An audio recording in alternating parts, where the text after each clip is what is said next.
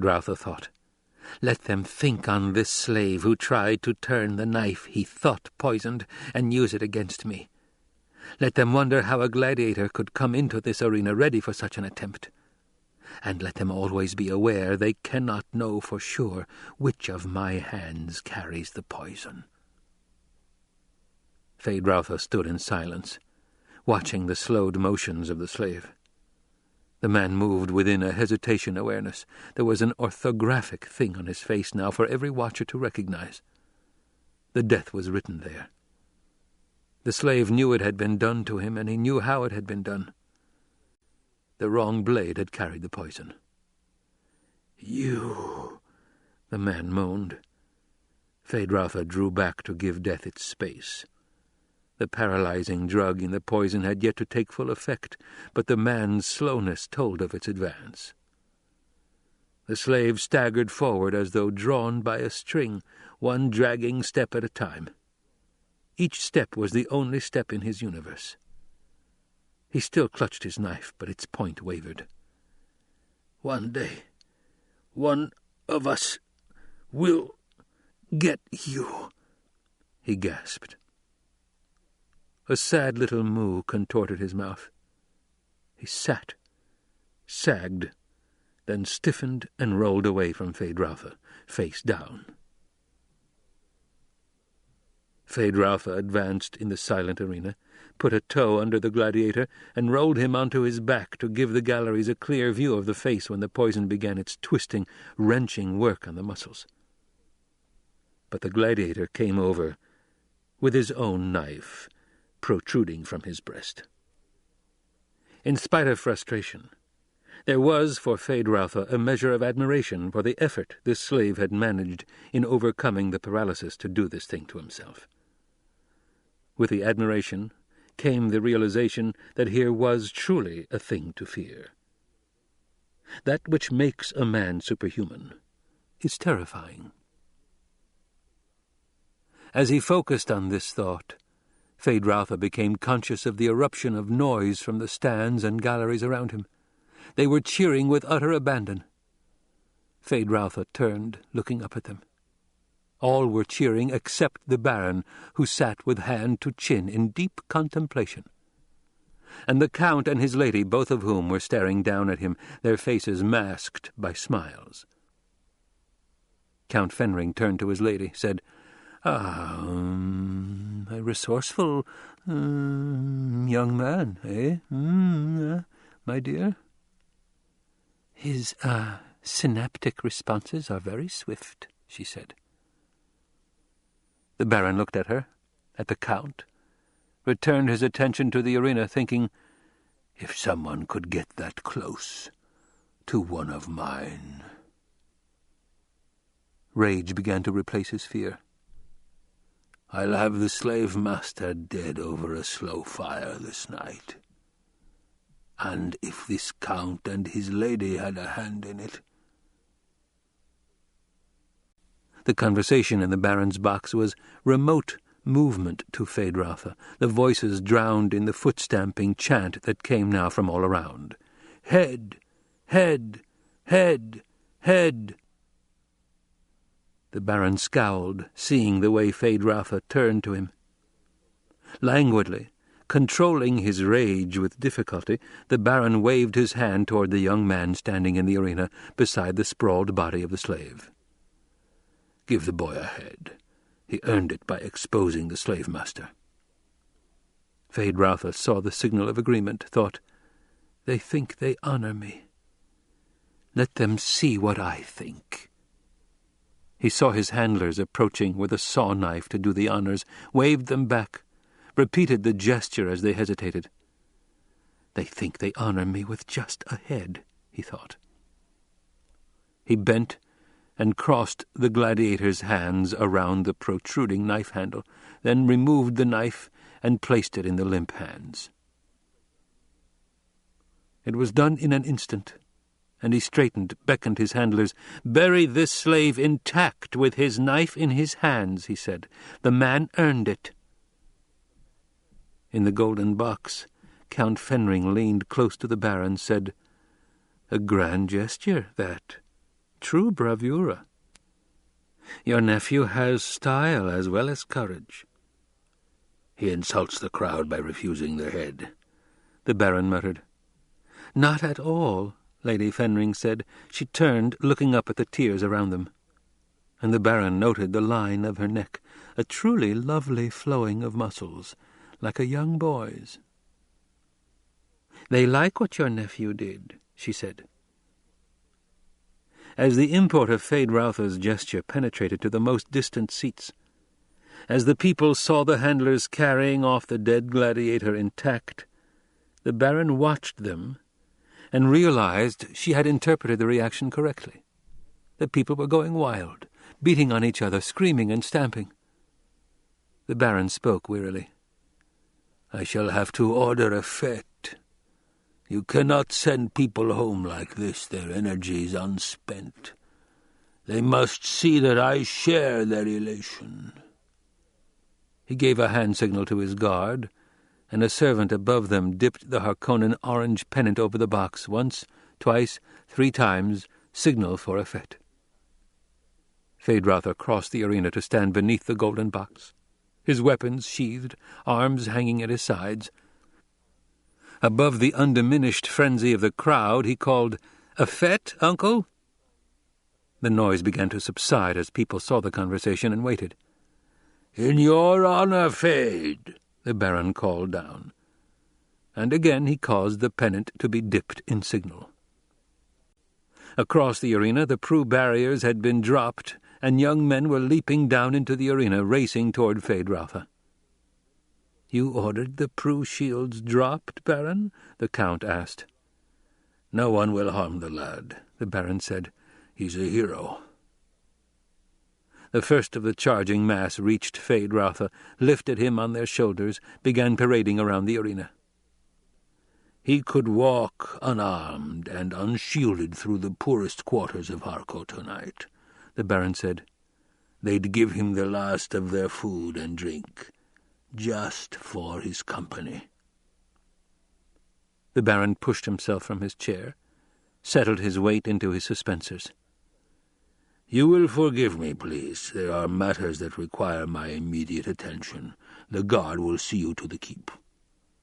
The Count arose, bowed. "Certainly, Baron. We're looking forward to the fete. I've, never seen a Harkonnen fete." "Yes," the Baron said. "The fete." He turned, was enveloped by guards as he stepped into the private exit from the box. A guard captain bowed to Count Fenring. "Your orders, my lord?" "We will, wait for the worst crush to pass," the Count said. "Yes, my lord." The man bowed himself back 3 paces. Count Fenring faced his lady, spoke again in their personal, humming code tongue. "You saw it, of course?" In the same humming tongue she said, "The lad knew the gladiator wouldn't be drugged. There was a moment of fear, yes, but no surprise." "It was planned," he said, "the entire performance. Without a doubt. It stinks of Hawat." "Indeed," she said. "I demanded earlier that the Baron eliminate Hawat." "That was an error, my dear. I see that now. The Harkonnens may have a new Baron ere long, if that's Hawat's plan." "That will bear examination. True," she said. "The young one will be more amenable to control. For us. After tonight," she said. "You don't anticipate difficulty seducing him, my little brood mother?" "No, my love. You saw how he looked at me."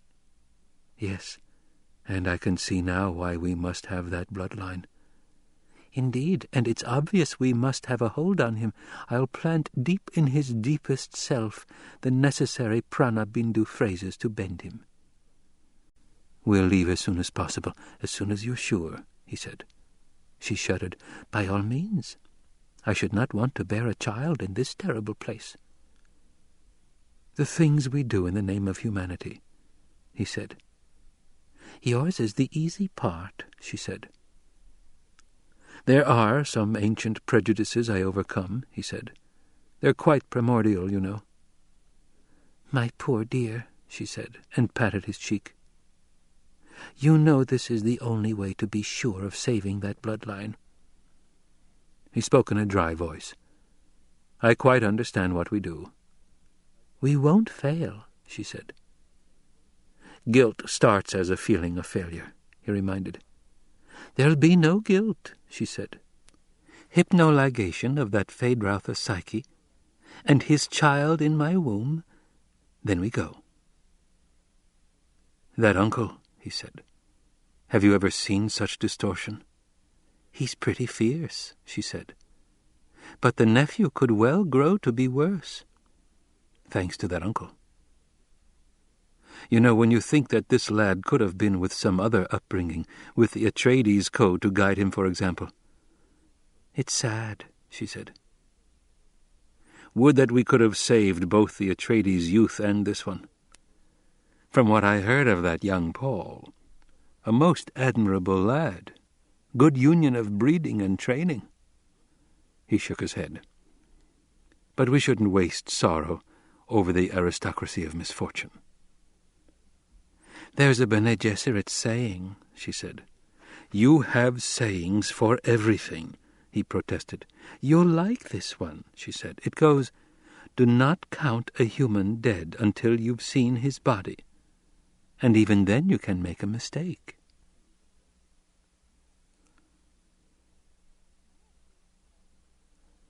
Muad'Dib tells us in A Time of Reflection that his first collisions with Arrakeen necessities were the true beginnings of his education.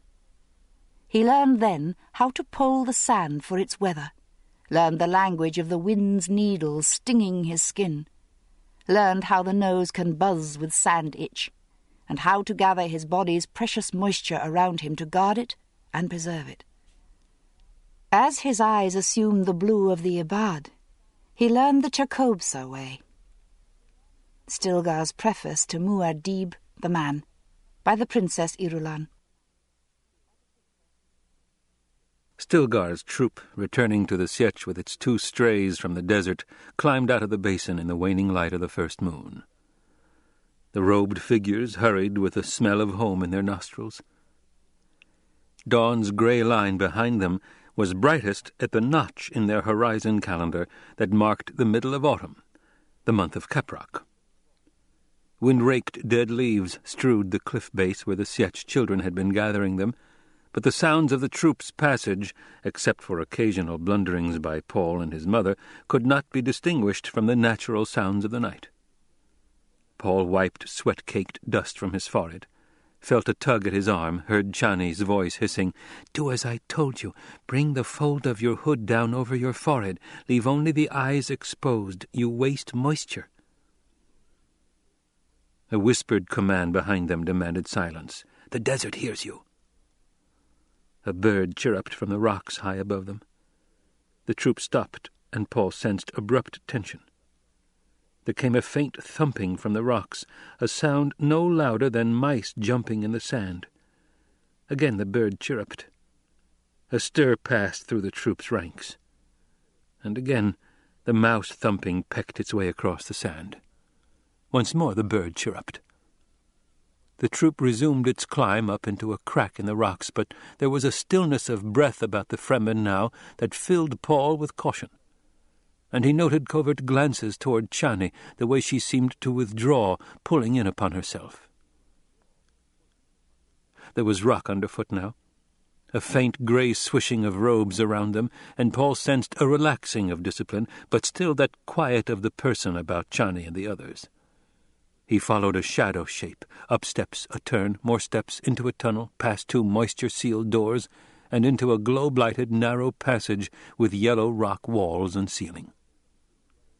All around him Paul saw the Fremen throwing back their hoods, removing nose plugs, breathing deeply. Someone sighed. Paul looked for Chani, found that she had left his side. He was hemmed in by a press of robed bodies. Someone jostled him, said, "Excuse me, Usul. What a crush, it's always this way." On his left, the narrow, bearded face of the one called Farrokh turned toward Paul. The stained eye-pits and blue darkness of eyes appeared even darker under the yellow globes. "Throw off your hood, Usul," Farrak said. "You're home." And he helped Paul, releasing the hood catch, elbowing a space around them. Paul slipped out his nose plugs, swung the mouth baffle aside. The odor of the place assailed him. Unwashed bodies. Distillate esters of reclaimed wastes. Everywhere the sour effluvia of humanity with, over it all, a turbulence of spice and spice-like harmonics. "Why are we waiting, Farrak?" Paul asked. "For the Reverend Mother, I think. You heard the message? Poor Chani." "Poor Chani?" Paul asked himself. He looked around, wondering where she was, where his mother had got to in all this crush. Farrak took a deep breath. "The smells of home," he said. Paul saw that the man was enjoying the stink of this air, that there was no irony in his tone. He heard his mother cough then, and her voice came back to him through the press of the troop. "How rich the odors of your sietch, Stilgar. I see you do much working with the spice. You make paper, plastics, and isn't that chemical explosives?" "You know this from what you smell?" It was another man's voice. And Paul realized she was speaking for his benefit, that she wanted him to make a quick acceptance of this assault on his nostrils. There came a buzz of activity at the head of the troop, and a prolonged indrawn breath that seemed to pass through the Fremen, and Paul heard hushed voices back down the line. "It's true, then. Liet is dead." Liet, Paul thought. Then Chani, daughter of Liet. The pieces fell together in his mind. Liet was the Fremen name of the planetologist. Paul looked at Farrak, asked, "Is it the Liet known as Kynes?" "There is only one Liet," Farrak said. Paul turned, stared at the robed back of a Fremen in front of him. "Then Liet Kynes is dead," he thought. "It was Harkonnen treachery," someone hissed. "They made it seem an accident, lost in the desert. A thopter crash." Paul felt a burst of anger. The man who had befriended them, helped save them from the Harkonnen hunters, the man who had sent his Fremen cohorts searching for 2 strays in the desert, another victim of the Harkonnens. "Does Usul hunger yet for revenge?" Farrak asked. Before Paul could answer, there came a low call, and the troop swept forward into a wider chamber, carrying Paul with them. He found himself in an open space, confronted by Stilgar and a strange woman wearing a flowing wraparound garment of brilliant orange and green. Her arms were bare to the shoulders, and he could see she wore no stillsuit. Her skin was a pale olive. Dark hair swept back from her high forehead, throwing emphasis on sharp cheekbones and aquiline nose between the dense darkness of her eyes. She turned toward him, and Paul saw golden rings threaded with water tallies dangling from her ears. "This bested my Jameis?" she demanded. "Be silent, Hara," Stilgar said. "It was Jameis's doing. He invoked the Tahadi al-Burhan." "He's not but a boy," she said. She gave her head a sharp shake from side to side, setting the water tallies to jingling.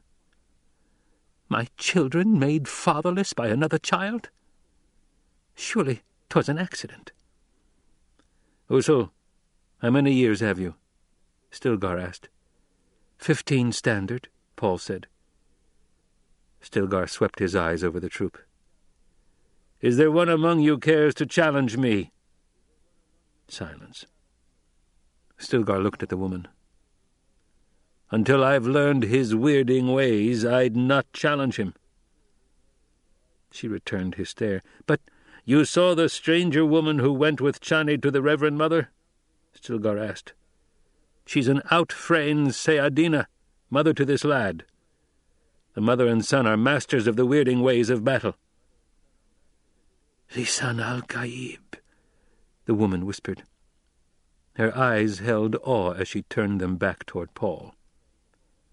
The legend again, Paul thought. "Perhaps," Stilgar said. "It hasn't been tested, though." He returned his attention to Paul. Usul, it's our way that you've now the responsibility for James's woman here and for his 2 sons.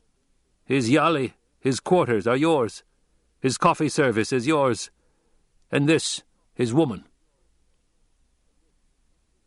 Paul studied the woman, wondering, why isn't she mourning her man? Why does she show no hate for me? Abruptly he saw that the Fremen were staring at him, waiting. Someone whispered, "There's work to do. Say how you accept her." Stilgar said, "Do you accept Hara as woman or servant?" Hara lifted her arms, turning slowly on one heel.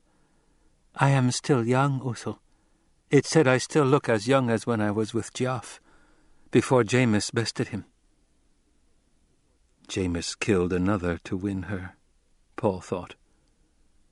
Paul said, "If I accept her as servant, may I yet change my mind at a later time?" "You'd have a year to change your decision," Stilgar said. "After that she's a free woman to choose as she wishes. Or you could free her to choose for herself at any time. But she's your responsibility no matter what for 1 year. And you'll always share some responsibility for the sons of Jamis." "I accept her as servant," Paul said. Hara stamped a foot, shook her shoulders with anger. "But I'm young." Stilgar looked at Paul, said, "Caution's a worthy trait in a man who would lead." "But I'm young," Hara repeated. "Be silent," Stilgar commanded. "If a thing has merit, it'll be. Show Usul to his quarters and see he has fresh clothing and a place to rest." "Oh," she said. Paul had registered enough of her to have a first approximation. He felt the impatience of the troop, knew many things were being delayed here. He wondered if he dared ask the whereabouts of his mother and Chani, saw from Stilgar's nervous stance that it would be a mistake. He faced Hara, pitched his voice with tone and tremolo to accent her fear and awe, said, "Show me my quarters, Hara. We will discuss your youth another time." She backed away 2 steps, cast a frightened glance at Stilgar. "He has the weirding voice," she husked. "Stilgar," Paul said, "Chani's father put heavy obligation on me. If there's anything—" "It'll be decided in council," Stilgar said. "You can speak then." He nodded in dismissal, turned away with the rest of the troop following him. Paul took Hara's arm, noting how cool her flesh seemed, feeling her tremble. "I'll not harm you, Hara," he said. "Show me our quarters." And he smoothed his voice with relaxance. "You'll not cast me out when the year's gone?" she said. "I know for true I'm not as young as once I was." "As long as I live, you'll have a place with me," he said. He released her arm. "Come now, where are our quarters?" She turned, led the way down the passage, turning right into a wide cross-tunnel lighted by evenly spaced yellow overhead globes. The stone floor was smooth, swept clean of sand. Paul moved up beside her, studied the aquiline profile as they walked. "You do not hate me, Hara?" "Why should I hate you?" She nodded to a cluster of children who stared at them from the raised ledge of a side passage. Paul glimpsed adult shapes behind the children, partly hidden by filmy hangings. "I bested Jamis." "Stilgar said the ceremony was held and you're a friend of Jamis." She glanced sidelong at him. "Stilgar said you gave moisture to the dead. Is that truth?" "Yes." "It's more than I'll do, can do." "Don't you mourn him?" "In the time of mourning I'll mourn him." They passed an arched opening. Paul looked through it at men and women working with stand-mounted machinery in a large, bright chamber. There seemed an extra tempo of urgency to them. "What are they doing in there?" Paul asked. She glanced back as they passed beyond the arch, said, "They hurry to finish the quota in the plastics shop before we flee. We need many dew collectors for the planting." "Flee?" "Until the butchers stop hunting us or are driven from our land." Paul caught himself in a stumble, sensing an arrested instant of time, remembering a fragment of visual projection of prescience, but it was displaced, like a montage in motion. The bits of his prescient memory were not quite as he remembered them. "The Sardaukar hunt us," he said. "They'll not find much excepting an empty sietch or two," she said, "and they'll find their share of death in the sand." "They'll find this place?" he asked. "Likely. Yet we take the time to—" He motioned with his head toward the arch now far behind them. "Make dew collectors? The planting goes on." "What are dew collectors?" he asked. The glance she turned on him was full of surprise. "Don't they teach you anything in the... wherever it is you come from? Not about dew collectors?" "Hi," she said, and there was a whole conversation in the one word. "Well, what are they?"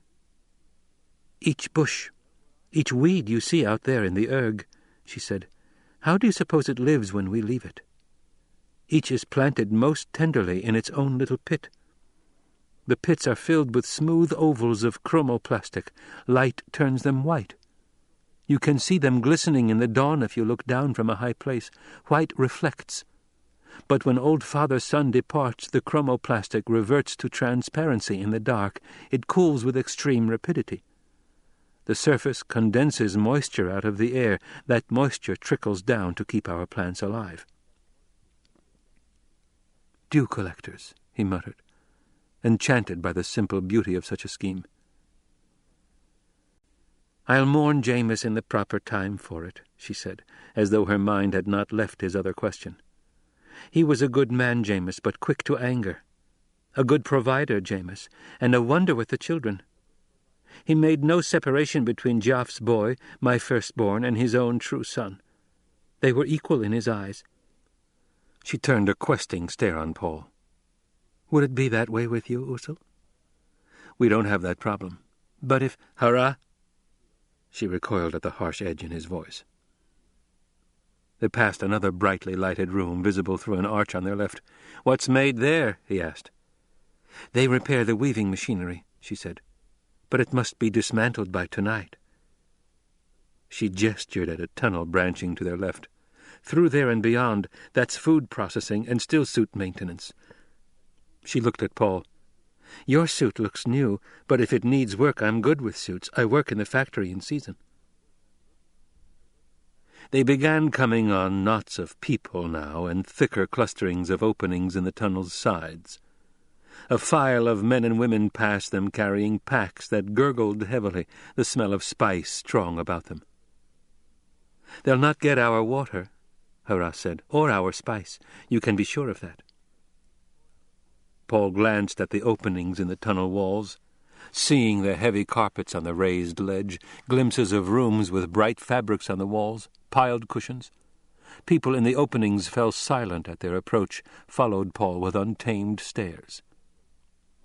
"The people find it strange you bested, Jameis," Hurrah said. "Likely you'll have some proving to do when we're settled in a new sietch." "I don't like killing," he said. "Thus Stilgar tells it," she said. But her voice betrayed her disbelief. A shrill chanting grew louder ahead of them. They came to another side opening, wider than any of the others Paul had seen. He slowed his pace, staring in at a room crowded with children sitting cross-legged on a maroon-carpeted floor.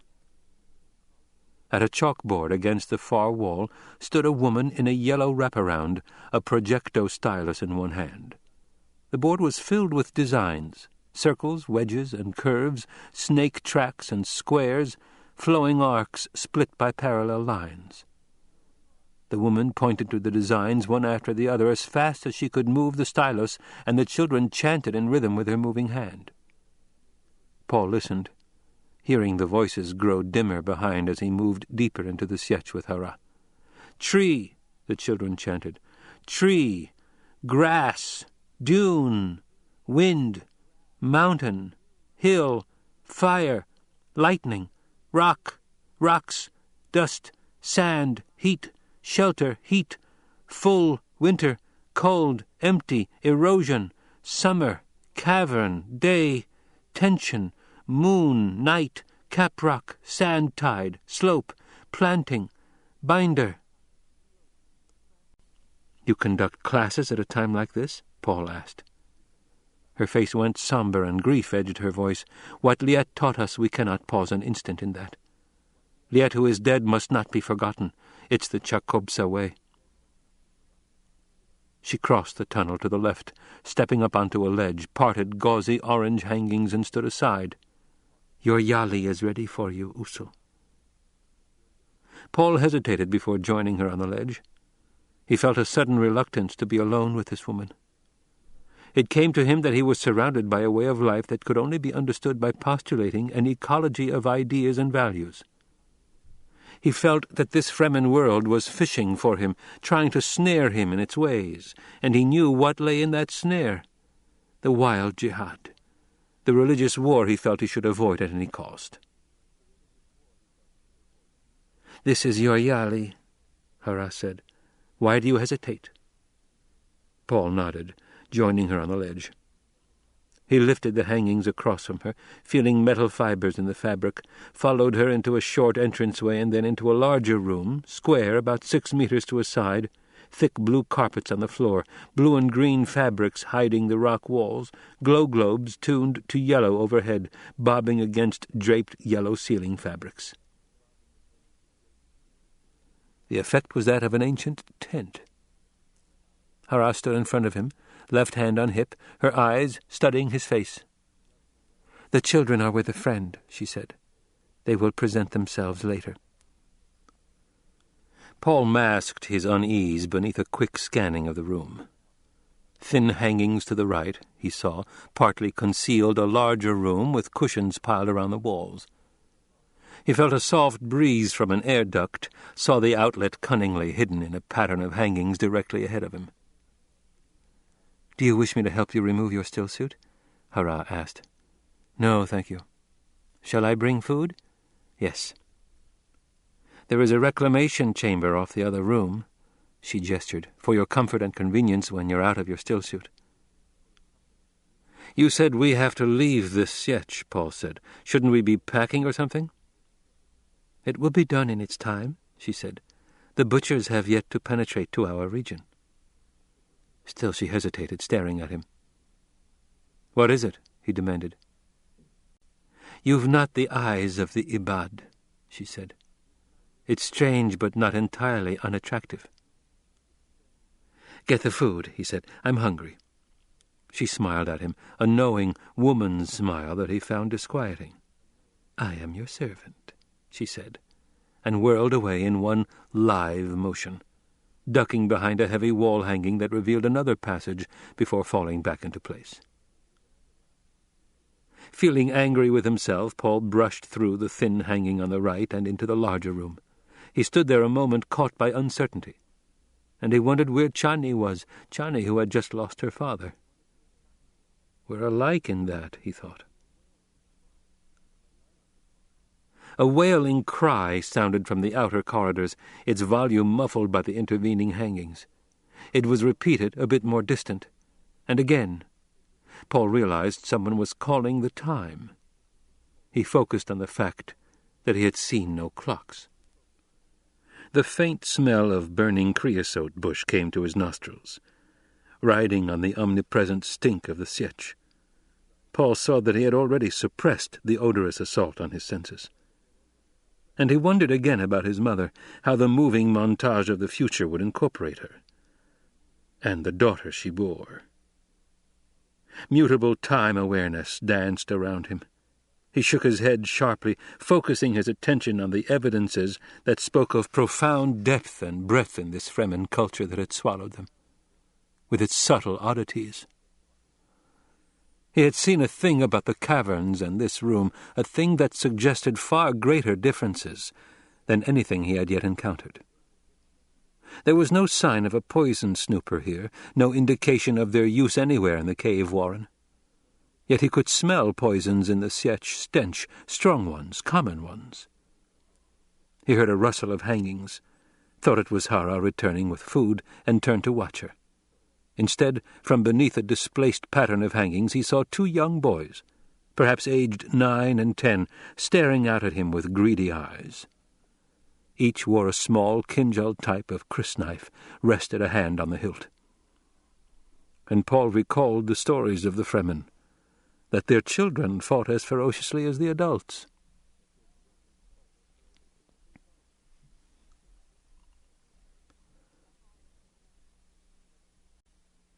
The hands move, the lips move.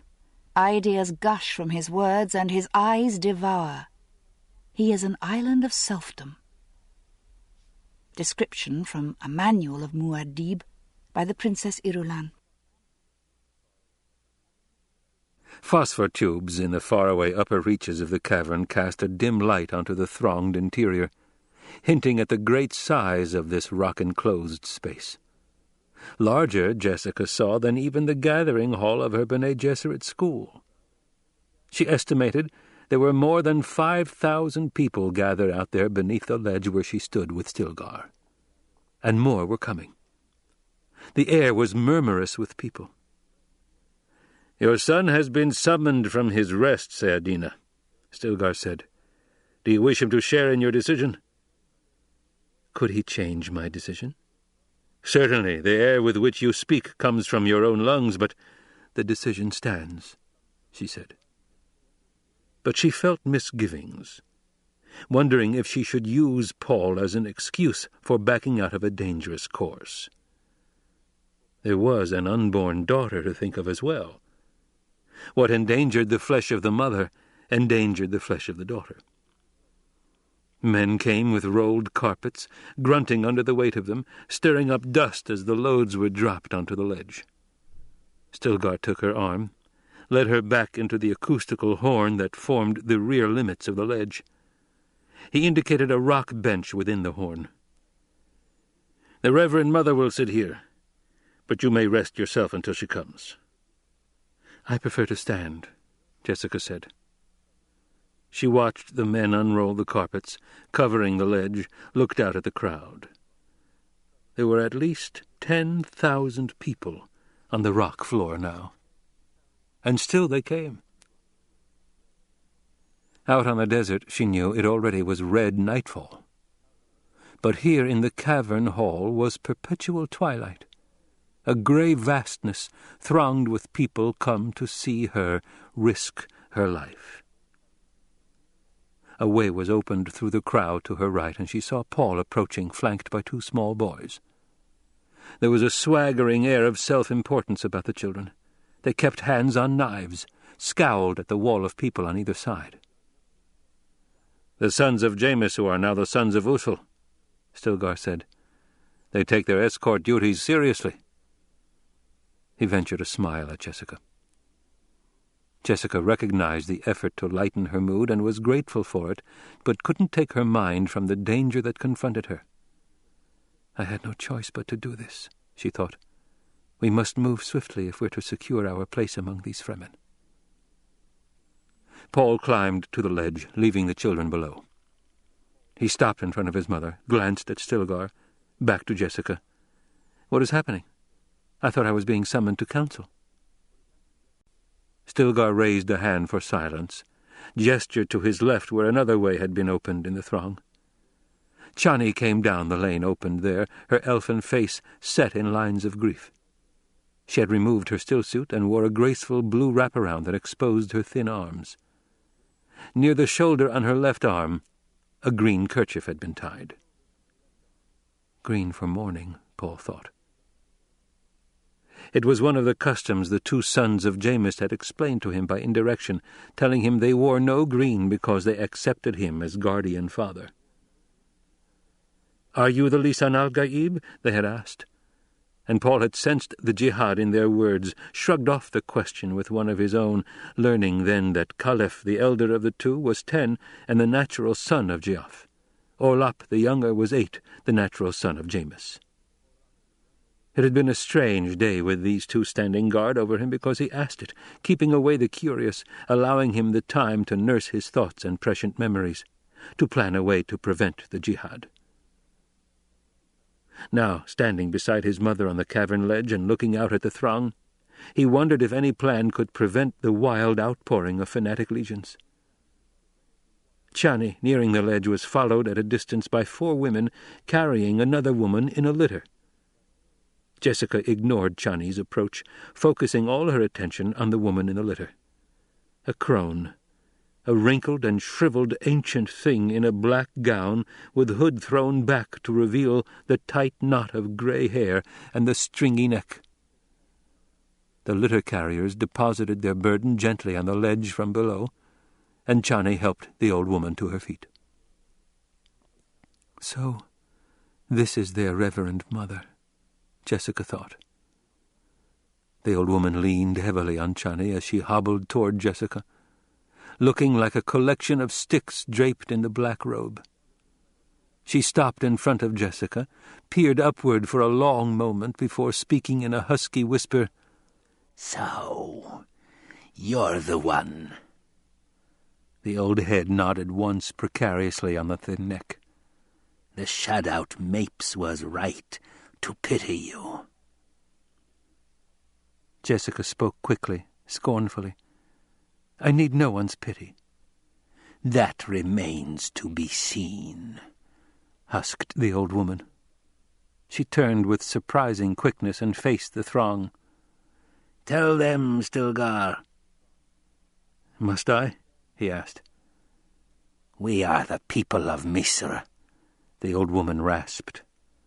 "Since our Sunni ancestors fled from Nilotic al-Uruba, we have known flight and death. The young go on, that our people shall not die." Stilgar took a deep breath, stepped forward 2 paces. Jessica felt the hush come over the crowded cavern, some 20,000 people now, standing silently, almost without movement. It made her feel suddenly small and filled with caution. "Tonight we must leave this sietch that has sheltered us for so long and go south into the desert," Stilgar said. His voice boomed out across the uplifted faces, reverberating with the force given it by the acoustical horn behind the ledge. Still the throng remained silent. "The Reverend Mother tells me she cannot survive another Hadra," Stilgar said. "We have lived before without a Reverend Mother, but it is not good for people to seek a new home in such straits." Now the throng stirred, rippling with whispers and currents of disquiet. "That this may not come to pass," Stilgar said, "our new Sayadina, Jessica of the Weirding, has consented to enter the rite at this time. She will attempt to pass within, that we not lose the strength of our Reverend Mother." Jessica of the Weirding, Jessica thought. She saw Paul staring at her, his eyes filled with questions, but his mouth held silent by all the strangeness around them. "If I die in the attempt, what will become of him?" Jessica asked herself. Again she felt the misgivings fill her mind. Chani led the old Reverend Mother to a rock bench deep in the acoustical horn, returned to stand beside Stilgar. "That we may not lose all if Jessica of the Weirding should fail," Stilgar said, "Chani, daughter of Liet, will be consecrated in the Sayadina at this time." He stepped 1 pace to the side. From deep in the acoustical horn, the old woman's voice came out to them, an amplified whisper, harsh and penetrating. "Chani has returned from her Hadra. Chani has seen the waters." A susurrant response arose from the crowd. "She has seen the waters." "I consecrate the daughter of Liet in the Sayadina," husked the old woman. "She is accepted," the crowd responded. Paul barely heard the ceremony, his attention still centered on what had been said of his mother. If she should fail... He turned and looked back at the one they called Reverend Mother, studying the dried crone features, the fathomless blue fixation of her eyes. She looked as though a breeze would blow her away. Yet there was that about her which suggested she might stand untouched in the path of a Coriolis storm. She carried the same aura of power that he remembered from the Reverend Mother Gaius Helen Mohiam, who had tested him with agony in the way of the Gom Jabbar. "I, the Reverend Mother Amalo, whose voice speaks as a multitude, say this to you," the old woman said. "It is fitting that Chani enter the Sayadina." "It is fitting," the crowd responded. The old woman nodded, whispered, "I give her the silver skies, the golden desert and its shining rocks, the green fields that will be. I give these to Sayadina Chani, and lest she forget that she's servant of us all, to her fall the menial tasks in this ceremony of the seed. Let it be as Shai-Hulud will have it." She lifted a brown stick arm, dropped it. Jessica, feeling the ceremony close around her with a current that swept her beyond all turning back, glanced once at Paul's question-filled face, then prepared herself for the ordeal. "Let the water masters come forward," Chani said, with only the slightest quaver of uncertainty in her girl-child voice. Now Jessica felt herself at the focus of danger, knowing its presence in the watchfulness of the throng, in the silence. A band of men made its way through a serpentine path opened in the crowd, moving up from the back in pairs. Each pair carried a small skin sack, perhaps twice the size of a human head. The sack sloshed heavily. The two leaders deposited their load at Chani's feet on the ledge and stepped back. Jessica looked at the sack, then at the men. They had their hoods thrown back, exposing long hair tied in a roll at the base of the neck. The black pits of their eyes stared back at her without wavering. A furry redolence of cinnamon arose from the sack, wafted across Jessica. The spice? She wondered. "Is there water?" Chani asked. The watermaster on the left, a man with a purple scar line across the bridge of his nose, nodded once. "There is water, Sayadina," he said, "but we cannot drink of it." "Is there seed?" Chani asked. "There is seed," the man said. Chani knelt and put her hands to the sloshing sack. "Blessed is the water and its seed." There was familiarity to the right, and Jessica looked back at the Reverend Mother Ramallo. The old woman's eyes were closed, and she sat hunched over as though asleep. "Sayadina Jessica," Chani said. Jessica turned to see the girl staring up at her. "Have you tasted the blessed water?" Chani asked. Before Jessica could answer, Chani said, "It is not possible that you have tasted the blessed water. You are outworlder and unprivileged." A sigh passed through the crowd, a susurration of robes that made the nape hairs creep on Jessica's neck. "The crop was large and the maker has been destroyed," Chani said. She began unfastening a coiled spout fixed to the top of the sloshing sack. Now Jessica felt the sense of danger boiling around her. She glanced at Paul, saw that he was caught up in the mystery of the ritual, and had eyes only for Chani. Has he seen this moment in time? Jessica wondered. She rested a hand on her abdomen, thinking of the unborn daughter there, asking herself, "Do I have the right to risk us both?" Chani lifted the spout toward Jessica, said, "Here is the water of life, the water that is greater than water, Khan, the water that frees the soul. If you be a reverend mother, it opens the universe to you. Let Shai-Hulud judge now." Jessica felt herself torn between duty to her unborn child and duty to Paul. For Paul, she knew, she should take that spout and drink of the sack's contents. But as she bent to the proffered spout, her senses told her its peril. The stuff in the sack had a bitter smell, subtly akin to many poisons that she knew, but unlike them too. "You must drink it now," Chani said. "There's no turning back," Jessica reminded herself. But nothing in all her Bene Gesserit training came into her mind to help her through this instant. What is it? Jessica asked herself. Liquor? A drug? She bent over the spout, smelled the esters of cinnamon, remembering then the drunkenness of Duncan, Idaho. Spice liquor? She asked herself. She took the siphon tube in her mouth, pulled up only the most minuscule sip. It tasted of the spice, a faint bite acrid on the tongue. Chani pressed down on the skin bag. A great gulp of the stuff surged into Jessica's mouth, and before she could help herself, she swallowed it, fighting to retain her calmness and dignity. "To accept a little death is worse than death itself," Chani said. She stared at Jessica, waiting. And Jessica stared back, still holding the spout in her mouth. She tasted the sack's contents in her nostrils, in the roof of her mouth, in her cheeks, in her eyes, a biting sweetness now. Cool.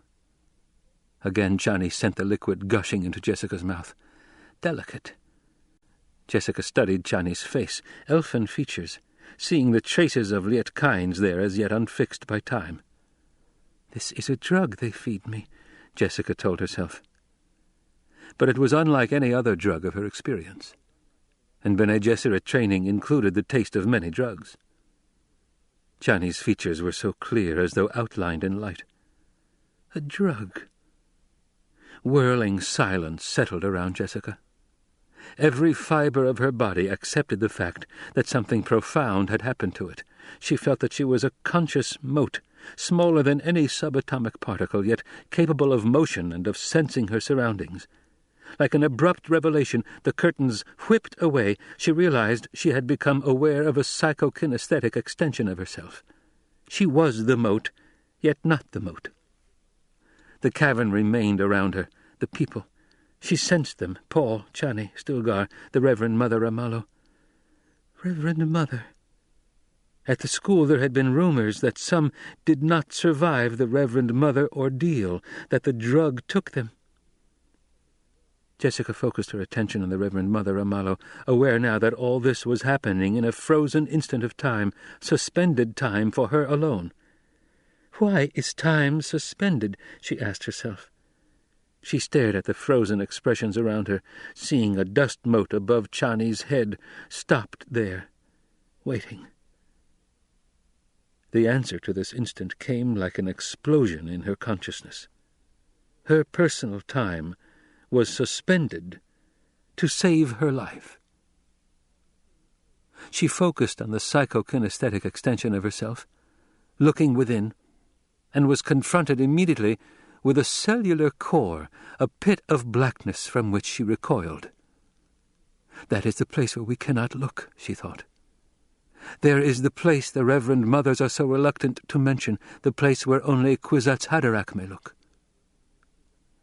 This realization returned a small measure of confidence, and again she ventured to focus on the psychokinesthetic extension, becoming a mote self that searched within her for danger. She found it within the drug she had swallowed. The stuff was dancing particles within her, its motions so rapid that even frozen time could not stop them. Dancing particles.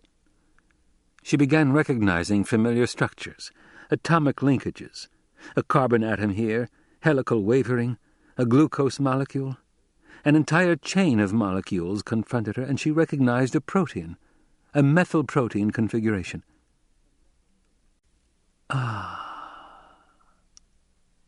It was a soundless sigh within her as she saw the nature of the poison.